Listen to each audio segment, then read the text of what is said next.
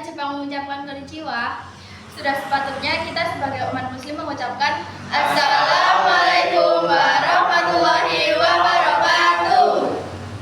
Tak kenal maka tak sayang, perkenalkan kami dari kelompok 3. Pertama-tama kami akan memperkenalkan diri kita terlebih dahulu dari yang paling kanan. Saya Fahmi Chandra Kirana, absen 13.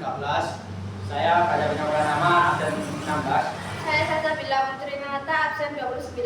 Saya Nindya Zahwa Widyastuti, absen 8. Saya Alfira Bulan Aurelia, absen 7. Dan saya Sekian Latifah ini, absen 12. Perkenalkan, kami dari kelas 9E. Kami akan menerangkan tentang tanda-tanda akhir zaman. Apa aja sih tanda-tanda akhir zaman? Tanda-tanda kiamat dibagi menjadi 2, yaitu 1. Kiamat kecil atau sugro, 2. Kiamat besar atau kubro. Tanda-tanda kecil adalah peristiwa yang terjadi jauh sebelum kiamat besar, dan sebagian besar sudah kita lihat sekarang. Nabi Muhammad SAW menyebutkan banyak tanda kecil, diantaranya A. Rusaknya akhlak dan iman manusia. 1. Banyak orang yang mengaku nabi. Rasulullah SAW bersabda, tidak akan datang kiamat hingga muncul sekitar 30 pendusta besar. Semuanya mengaku sebagai nabi. 2. Ilmu agama diangkat atau para ulama wafat. Ilmu bukan hilang dari buku, tapi dari wafatnya para ulama. Maka manusia mengangkat orang bodoh jadi pemimpin. 3. Banyak kebodohan dan kejahilan. Orang tidak lagi tahu halal haram, bahkan yang batil dianggap benar. 4. Banyak fitnah atau ujian besar. Fitnah dunia, fitnah agama, fitnah pemimpin, sampai yang membuat orang bingung mana yang benar. B. Rusaknya dunia sosial dan moral. 1. Perzinaan dan maksiat dilakukan terang-terangan. Rasulullah SAW bersabda, tidak akan datang kiamat hingga orang-orang melakukan zina di jalan sebagaimana keledai melakukannya di tempat terbuka. 2. Riba, seperti bunga, suap, penipuan yang merajalela. Akan datang suatu masa, semua orang akan memakan riba. Jika tidak langsung, ia terkena tubuhnya. 3. Minuman keras dianggap biasa. Akan ada kaum dari umatku yang menghalalkan zina, sutra untuk laki-laki, khamar, dan alat musik. 4. Banyak wanita berpakaian tapi telanjang. Wanita berpakaian tapi telanjang berjalan lenggak-lenggok, kepala mereka seperti punuk unta. C. Kekacauan dunia dan kepemimpinan. 1. Banyak peperangan dan pembunuhan. Tidak akan datang kiamat hingga banyak terjadi peperangan. 2. Pemimpin zalim dan tidak amanah. Orang yang tidak pantas diberi jabatan tinggi. Rasulullah SAW bersabda, jika urusan diserahkan kepada yang bukan ahlinya, tunggulah kehancurannya. 3. Anak durhaka pada orang tua, namun hormat pada teman. Seorang anak menjadi durhaka pada ibunya, tetapi berbuat baik pada temannya. D. Fenomena alam dan sosial yang aneh. 1. Waktu terasa semakin cepat. Waktu terasa cepat, setahun seperti sebulan, sebulan seperti seminggu. 2. Banyak gempa bumi. Menjelang kiamat akan banyak gempa. 3. Bangunan tinggi menjulang. Orang miskin mengembala unta berlomba membangun gedung tinggi. 4. Banyak hujan tapi sedikit hasil bumi. Bumi tidak memberi hasil seperti dulu meski hujan turun. 5. Munculnya banyak wanita dan sedikit laki-laki. Jumlah wanita lebih banyak daripada laki-laki, sampai 50 wanita hanya satu laki-laki. 2. Tanda-tanda besar atau kubro. Tanda-tanda besar akan terjadi berurutan dan cepat, satu setelah yang lain. Setelah muncul tanda besar pertama, pintu taubat tertutup. 1. Munculnya Imam Mahdi, seorang keturunan Rasulullah SAW dari garis Sayyidin Fatimah. Namanya Muhammad bin Abdullah, akan muncul di akhir zaman untuk memimpin umat Islam, menegakkan keadilan dan menghapus kezaliman. Dia memimpin dunia selama 7-9 tahun sebelum muncul Dajjal. 2. Munculnya Dajjal atau yang masih palsu. Dajjal adalah makhluk bermata satu, manusia tapi memiliki kekuatan luar biasa. Ia akan mengaku sebagai Tuhan, menunjukkan keajaiban seperti menghidupkan orang mati, menurunkan hujan, menumbuhkan tanaman, tapi semua itu tipu daya atau istijat dari Allah. Ia akan menyesatkan banyak manusia. Ia akan dibunuh oleh Nabi Isa alaihissalam di pintu Lut, Palestina. 3. Turunnya Nabi Isa alaihissalam atau Yesus. Nabi Isa turun di Menara Putih Damaskus atau Suriah dengan pakaian berwarna merah muda, tangannya memegang 2 malaikat. Ia datang bukan membawa agama baru, tapi meluruskan ajaran Islam. Ia akan membunuh Dajjal dan menegakkan keadilan. Setelah itu, dunia hidup damai dan makmur untuk beberapa waktu. Ya'juj dan Ma'juj dalam tradisi lain disebut God dan Magog adalah salah satu tanda besar kiamat yang disebut jelas dan dalam Al-Quran dan hadis. Di bawah ini aku jelaskan secara terperinci latar kisah bagaimana mereka dikurung, apa yang terjadi saat mereka keluar, tanda-tanda yang menyertai secara mereka binasa, sampai tafsiran ulama dan penjelasan yang bisa kita ambil. 1. Teks utama Al-Quran Surat Al-Kahf ayat sekitar 94 sampai 99 menceritakan tentang Dzulqarnain yang bertemu kaum yang dizalimi dan membangun penghalang untuk menghentikan kerusakan Ya'juj dan Ma'juj. Surah Al-Anbiya ayat 96 menyebut mereka akan dilepaskan menjelang hari kiamat. Hadis terdapat beberapa hadis sahih dalam Sahih Muslim dan kitab-kitab lain yang menjelaskan perincian keluarnya mereka, kerusakan yang mereka sebabkan, dan cara mereka binasa. 2. Siapakah Ya'juj Ma'juj? Disebutkan sebagai dua suku bangsa besar dan sangat banyak jumlahnya yang hidup secara brutal dan merusak. Mereka bukan malaikat, bukan jin. Teks klasik menyebut mereka sebagai manusia atau kaum yang sangat jahat dan merusak bumi. 3. Pengurang dan Dzulqarnain. Kisah penghalang seorang tokoh bermain bernama Dzulqarnain disebut dalam Al-Quran dibantu oleh kaum yang minta perlindungan dari Ya'juj dan Ma'juj. Dzulqarnain membangun tembok penghalang di antara dua bukit menggunakan bahan yang kuat disebut campuran besi dan tembaga. Tembaga lembur menurut beberapa riwayat sehingga mereka tidak bisa menembusnya. Tembok itu menjaga manusia sampai datang waktunya menghalang tersebut dibuka oleh izin Allah di akhir zaman. 4. Tanda keluarnya mereka dan kapan itu terjadi. Waktu keluarnya mereka terjadi setelah beberapa tanda besar lain, biasanya disebut setelah turunnya Nabi Isa, setelah terbunuhnya Dajjal, dan setelah dunia sempat relatif damai kembali. Dalam urutan hadis Imam Mahdi, Dajjal, Nabi Isa membunuh Dajjal, masa damai keluarnya Ya'juj dan Ma'juj. Tanda ketika penghalang itu rusak terbuka, mereka menghuni bumi seperti banjir. Hadis menggambarkan keluarnya mereka sebagai peristiwa cepat dan dahsyat. 5. Perbuatan dan kerusakan yang mereka sebabkan. Hadis menyebut beberapa efek dan karakteristik utama. Mereka memakan segala sesuatu di hadapan mereka, tanaman, buah, hewan, bahkan segala persediaan manusia. Mereka minum air sungai dan danau sehingga beberapa perairan menjadi kering karena mereka minum habis. Ada riwayat yang mengatakan mereka minum seluruh air laut. Maknanya mereka mengurangi sumber air sampai langka. Mereka melewati benteng dan tembok kecil, merusak apapun di jalurnya, menimbulkan kekacauan, pembunuhan massal, dan kehancuran infrastruktur. Jumlah mereka menggambarkan sangat banyak, sederhana hingga manusia tak sanggup melawan secara konvensional. Bagaimana mereka akhirnya bisa binasa? Menurut hadis, Allah mengirimkan musibah khusus yang membinasakan Ya'juj dan Ma'juj. Versi yang paling sering disebut dalam hadis, Allah menurunkan suatu penyakit ulat atau serangga kecil. Ada penafsiran ulat atau serangga yang merusak pada leher, yang menyerang mereka dan menyebabkan banyak dari mereka mati. Selain itu disebut adanya burung-burung. Riwayat menyebutnya seperti burung yang membawa mayat mereka, yang membawa mayat Ya'juj dan Ma'juj, sehingga sisa jasad mereka menumpuk di permukaan bumi. Dengan demikian, setelah mereka membuat kerusakan besar mereka dibinasakan oleh azab khusus dari Allah, bukan hanya ada tentara manusia.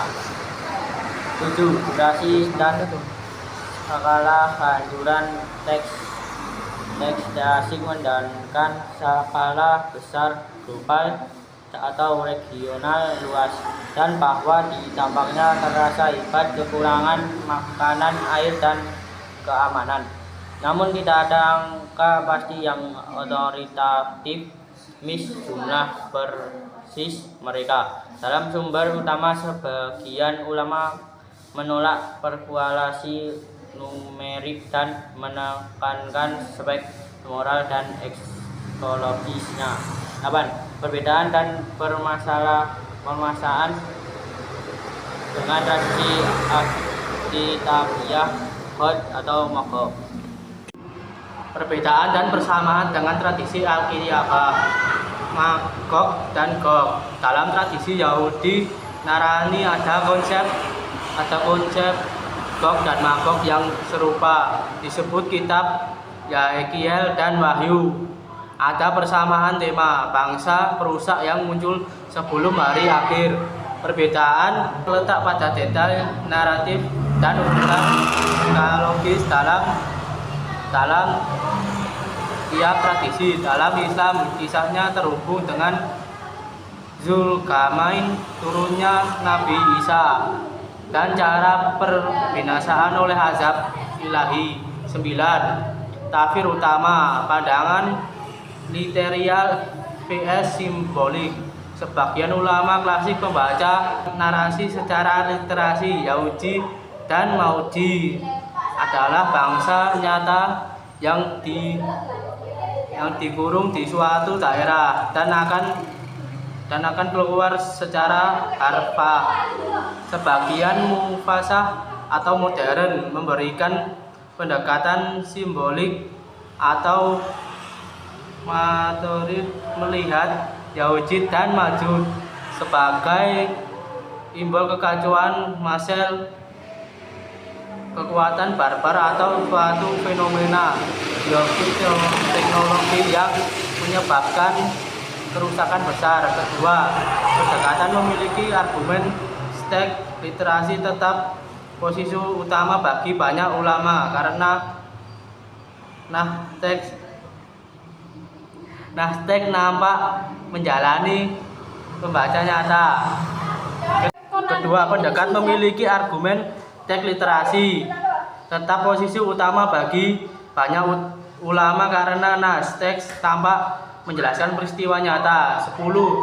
Pelajaran yang diambil dari kisah Ya'juj dan Ma'juj. 1. Keterbatasan kemampuan manusia. Ketika fitnah besar datang, kemampuan militer dan teknologi manusia seringkali tak cukup, hanya pertolongan Allah yang menyelamatkan. 2. Panggilan untuk taubat dan persiapan spiritual. Kejadian-kejadian besar seperti ini mengingatkan manusia memperkuat iman, amal soleh, dan ikhtiar rohani. 3. Jangan berlebihan pada spekulasi, fokusnya kan pelajaran moral, kewaspadaan, solidaritas, dan keimanan. Daripada mencari rincian sensasional yang tidak pasti, kepedulian sosial, akhirnya persiapan lahiriah, menjaga lingkungan, kemandirian pangan atau air, dan solidaritas masyarakat penting untuk menghadapi bencana apapun. 11.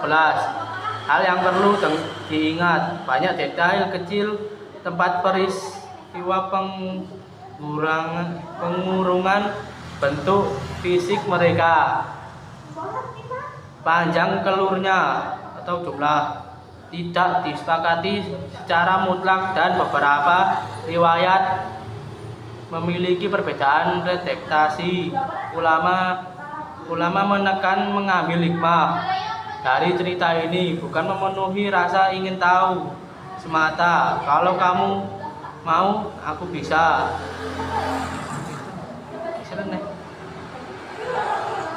1. Makna tenggelamnya bumi. Kata Arab yang digunakan dalam hadis adalah kaf yang berani. Artinya bumi pada suatu tempat terbelah dan segala yang ada atasnya manusia, bangunan dan harta tanpa bisa diselamatkan. Ini bukan banjir biasa atau gempa, tapi kejadian dahsyat yang terjadi secepat tiba-tiba sebagai tanda langsung dari Allah Subhanahu wa taala. 2. Hadis tentang tenggelamnya bumi. Rasulullah bersabda. Hadis ini menjelaskan bahwa adanya pengalaman besar di 3 wilayah besar dunia. 1. Di wilayah timur. 2. Di wilayah barat. 3. Di wilayah Jazirah Arab. 3. Penjelasan tentang 3 pengalamanmu. Dalam ajaran Islam, tenggelamnya bumi atau penenggelaman sebagai daratan disebut sebagai salah satu tanda besar atau kubro menjelang kiamat. Berikut penjelasan lengkapnya dalam sumber hadis dan tafsir ulama, termasuk apa, di mana, dan bagaimana kejadian terjadi menurut Islam. 1. Makna tenggelamnya bumi. Artinya bumi pada suatu tempat terbelah dan menelan segala ada di atasnya, manusia, bangunan, dan harta tanpa bisa diselamatkan. Ini bukan banjir bisa atau gimana, tapi kejadian dahsyat yang terjadi secara tiba-tiba sebagai tanda langsung dari Allah Subhanahu wa taala. 2. Hadis tentang tenggelamnya bumi. Tidak akan terjadi kiamat hingga terjadi 3 kali penenggelaman bumi, 1 di timur, 1 di barat, dan 1 di Jazirah Arab. Hadis riwayat Muslim, Ahmad, Ibnu Majah. Hadis ini menjelaskan bahwa akan ada 3 penenggelaman besar di 3 wilayah besar dunia. 1 di wilayah timur, 2 di wilayah barat, 3 di wilayah Jazirah Arab. 3. Penjelasan tentang 3 penenggelaman itu. A. Tenggelam di timur. Banyak ulama tafsir menjelaskan timur di sini mengacu pada wilayah timur Jazirah Arab seperti Iran, Afghanistan, atau Asia Timur. Bisa juga berarti bagian dunia sebelah timur secara umum. Terjadi karena pergeseran besar bumi, gempa bumi, atau amblas yang menelan wilayah luas. Ini bisa terjadi pertama dari 3 kaf tersebut.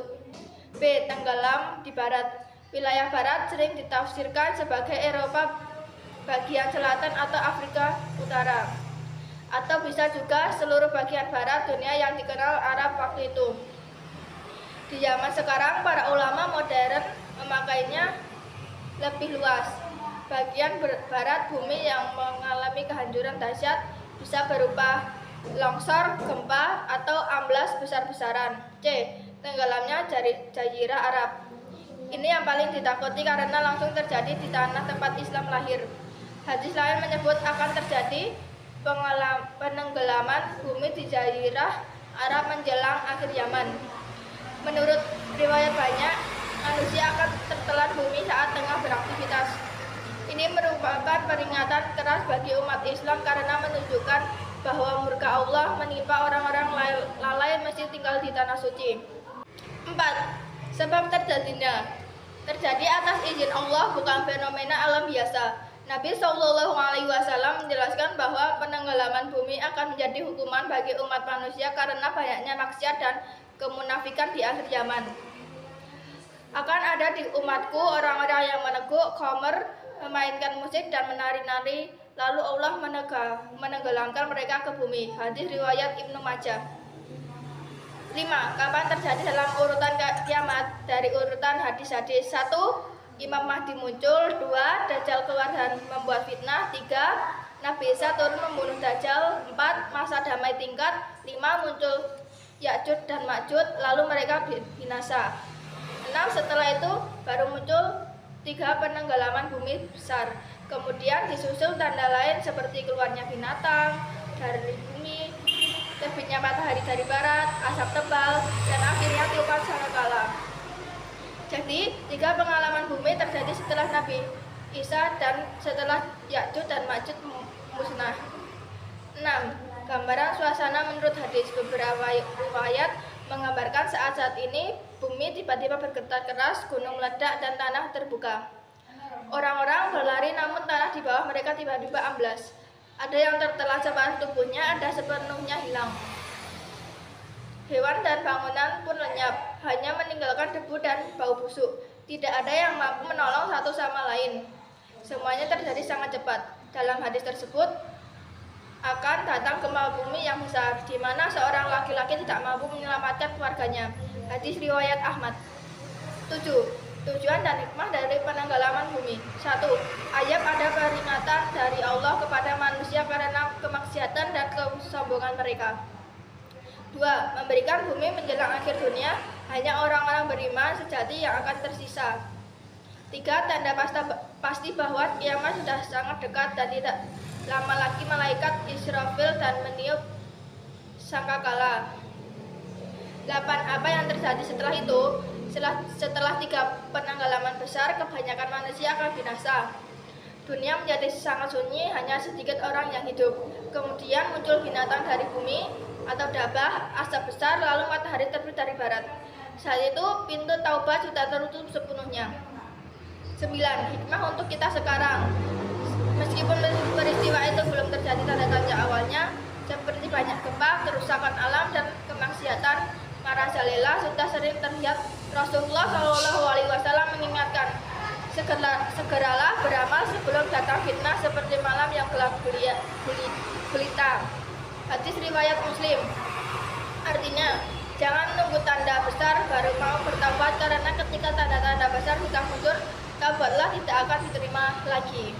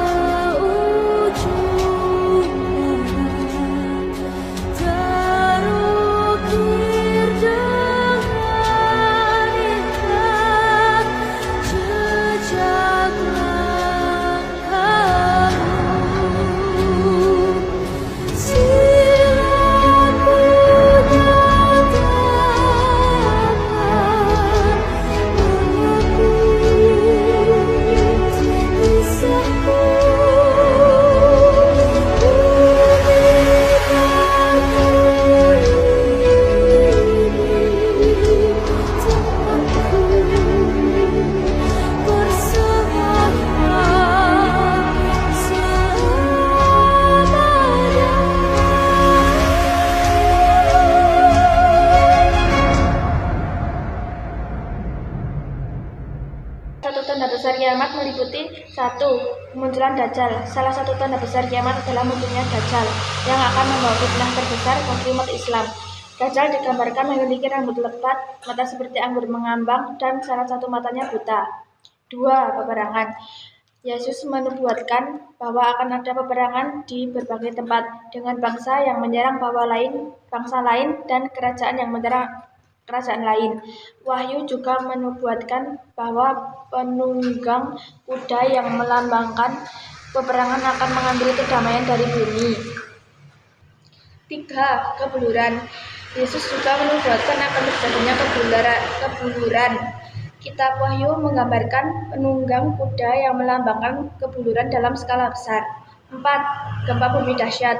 Akan ada gempa bumi yang terjadi secara berturut-turut di berbagai tempat. Gempa bumi dahsyat ini akan terjadi di seluruh dunia dan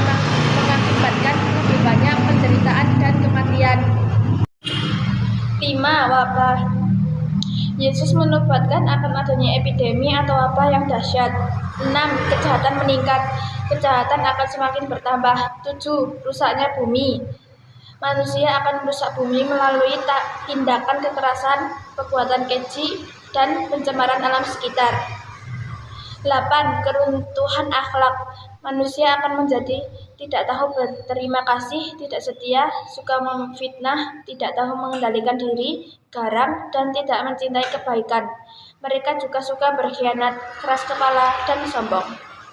9. Berkurangnya kasih kepada Tuhan.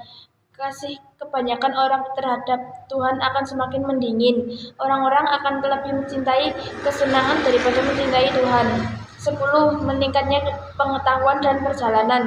Pengetahuan akan meningkat dengan pesat dan orang-orang akan banyak kepergian. 11. Kembalinya Israel sebagai bangsa. Israel akan kembali menjadi bangsa setelah hampir 2000 tahun tanpa tanah air. 12. Munculnya banyak bangsa baru. Banyak bangsa baru akan muncul setelah sebelumnya menjadi koloni. 13. Kedustaan merajalela. Orang yang jujur didustakan, amanat diberikan kepada pengkhianat, dan orang-orang bodoh mengurusi urusan umum. 15. Musik dan khamr dianggap halal. Alat-alat musik dan para penyanyi wanita akan merajalela, serta khamr atau minuman keras dianggap halal. Memahami tanda-tanda akhir zaman dapat membantu umat Islam untuk menjalani hidup dengan penuh ketakwaan dan kesiapan menghadapi hari kiamat. 1. Kiamat. 2. Penghakiman. Waktu di mana semua akan dihakimi oleh Tuhan dan kekuatan kosmik. 3. Kebangkitan. Keyakinan bahwa mati akan hidup kembali. 4. Kiamat. Tempat atau kondisi setelah kematian di mana orang akan menerima hukuman. 5. Mesias. Tokoh penyelamat atau pembebas yang akan datang untuk membawa kedamaian dan pentingnya memahami keyakinan agama.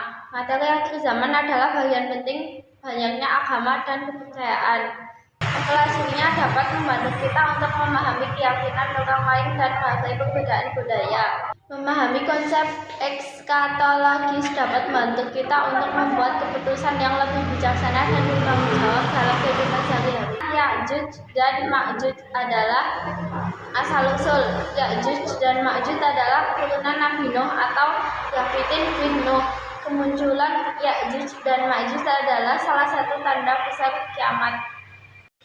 Ciri fisik Ya'juj dan Ma'juj memiliki mata sipit dan muka bulat. Ya'juj dan Ma'juj memiliki jumlah yang banyak.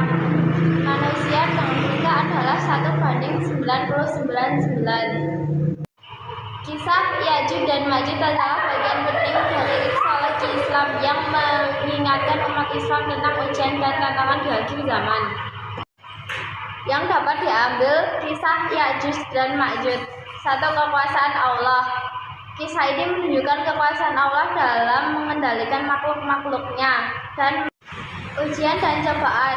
Adanya Ya'juj dan Ma'juj merupakan ujian bagi umat manusia.